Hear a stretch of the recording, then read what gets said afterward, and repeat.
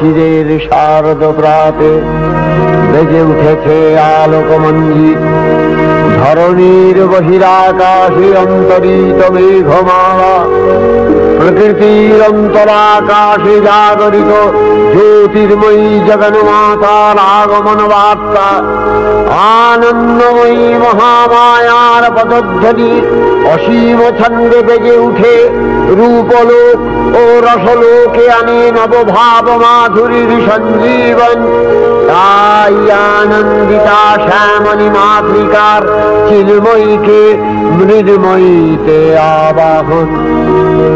আজ চিৎশক্তি রূপিণী বিশ্বজননীর শারদশ্রী বিমণ্ডিতা প্রতিমা মন্দিরে মন্দিরে ধ্যান বোধ